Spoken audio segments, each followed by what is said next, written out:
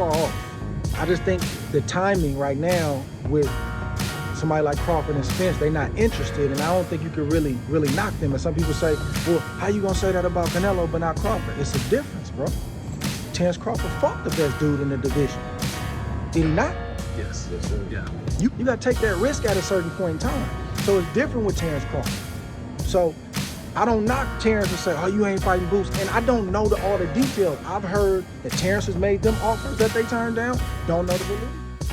There's Andre Ward answering the question, why doesn't he keep the same energy for Crawford as he does Canelo? And his answer is, Terence Crawford already fought the number one guy in the division.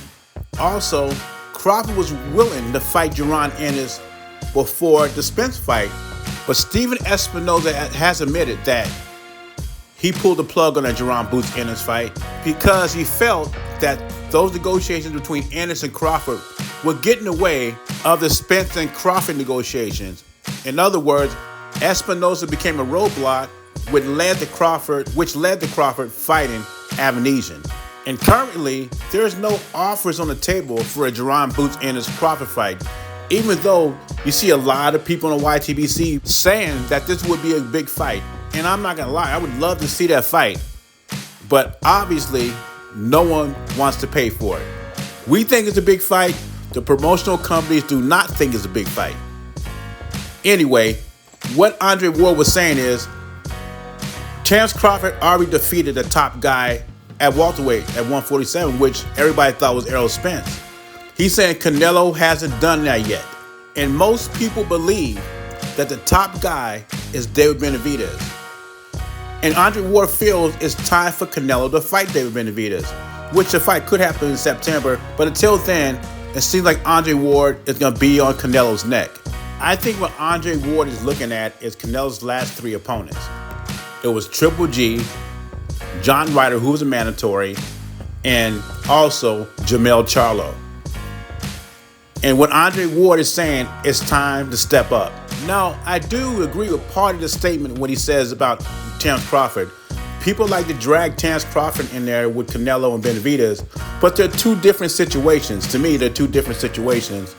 Crawford fought the number one guy in the division, and besides that, how is Jaron Boots Ennis and Terence Crawford going to fight when Terence Crawford does not have a network and Jaron Boots Ennis is affiliated with the PBC, but the PBC is not really looking to make this fight. They pretend they do, but they're not. As a matter of fact, no promotional company is looking for that fight. In Canelo's case, he could get that Benavidez fight anytime he wants.